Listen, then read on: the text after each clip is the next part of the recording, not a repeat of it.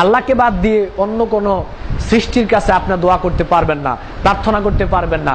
যদি জেনে শুনে বুঝে যদি আল্লাহকে বাদ দিয়ে আপনি ওই কাজটা করেন, আপনার ঈমান সঙ্গে সঙ্গে নষ্ট হয়ে যাবে।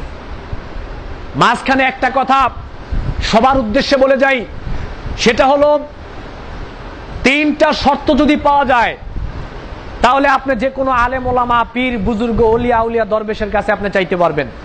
যদি তিনটা শর্ত পাওয়া যায় তাহলে সেটা শিরক হবে না, ঈমান ভঙ্গের কারণও হবে না।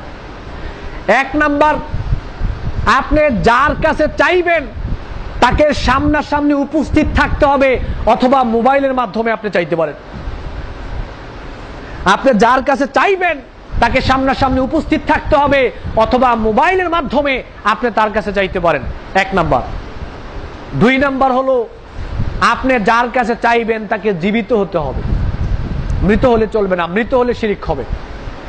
যার কাছে চাইবেন তাকে জীবিত হতে হবে, আর যার কাছে যা চাইবেন সেটা দেয়ার ক্ষমতা তার থাকতে হবে। যদি দেয়ার ক্ষমতা না থাকে, এমন কোনো কিছু যদি আপনি তার কাছে গিয়ে প্রার্থনা করেন যেটা দেয়ার ক্ষমতা তার নাই, তাহলে এটা শিরক আকবর হবে। যেমন আমার কাছে 10 লক্ষ টাকা আছে, আপনি এসে চাইলেন যে ভাই আমাকে 10,000 টাকা দেন, এটা দেওয়ার ক্ষমতা আমার আছে, এটা দিলে শিরক হবে না। কিন্তু আপনি যদি আমাকে এসে বলেন যে হুজুর সন্তান হয় না, 10 বছর হয়েছে বিয়ে করেছি, একটা সন্তান দেন, এটা বলার সাথে সাথে ঈমান নষ্ট, আবার নতুন করে কালেমা পড়তে হবে। আপনি যদি এসে বলেন হুজুর বা পীর, বুজুর্গ, ওলিয়া আউলিয়া, দরবেশ যে আমি অসুস্থ, আমার রোগটা ভালো করে দেন, এটা বলার সাথে সাথে ঈমান শেষ। এমন কোনো কিছু চাওয়া যাবে না পৃথিবীর সৃষ্টি জগতের কাছে যেটা দেওয়ার ক্ষমতা তার নাই, এমন কোনো কিছু চাওয়া যাবে না, তাহলে শিরক হয়ে যাবে। যারা জেনে শুনে বুঝে আল্লাহ সুবহানাহু ওয়া তাআলাকে বাদ দিয়ে অন্য কোন সৃষ্টির কাছে প্রার্থনা করে, দোয়া করে, যদি এরকম হয় তাহলে তার ঈমান নষ্ট হয়ে যাবে। 3 নম্বর কারণ হচ্ছে আল্লাহ সুবহানাহু ওয়া তাআলা এবং নিজের মধ্যে ভায়া বা মাধ্যম সাব্যস্ত করা এবং তাদের নিকট শাফাআত কামনা করা। জান্নাত পাওয়ার জন্য বা আল্লাহকে পাওয়ার জন্য আপনি মাধ্যম ধরেছেন, ভায়া গ্রহণ করেছেন। কিভাবে? আপনার যুক্তি হলো, আপনার বক্তব্য হলো, প্রধানমন্ত্রীকে পেতে হলে প্রথমে চেয়ারম্যান ধরতে হয়, পরে এমপি ধরতে হয়, পরে মন্ত্রী ধরতে হয়। তাদের মাধ্যম ছাড়া স্বয়ং এই প্রধানমন্ত্রীর সাক্ষাৎ লাভ করা সম্ভব হয় না। তদ্রূপ আল্লাহ সুবহানাহু ওয়া তাআলাকে পেতে হলো দুনিয়ার মধ্যে ভায়া গ্রহণ করতে হবে, মাধ্যম ধরতে হবে।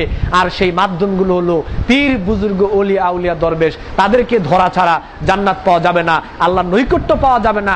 এই বিশ্বাস যদি কারো ঈমানের মধ্যে থাকে তাহলে ঈমান শেষ,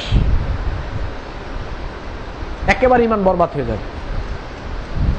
সূরা তাওবার 31 নং আয়াতে আল্লাহ বলেছেন, ইত্তাখাযু আহবারাহুম ওয়া রুহবানাহুম আরবাবাম মিন দুনিল্লাহ। তারা আল্লাহকে বাদ দিয়ে তারা তাদের পীর, বুজুর্গ, ওলি আউলিয়া, দরবেশ, আলেম ওলামাদেরকে তারা তাদের রবের মতো করে তারা বানিয়ে নিয়েছে। রবের সাথে যেরকম সম্পর্ক রাখার কথা ছিল, ওই সম্পর্ক রবকে বাদ দিয়ে তারা সেই সৃষ্টির সাথে, আলেম ওলামার সাথে, পীর, বুজুর্গ, ওলি আউলিয়া, দরবেশের সাথে তারা রবের মতো করে সম্পর্ক রাখে। তারা ওদেরকে রবের মতো করে বানিয়ে নিয়েছে।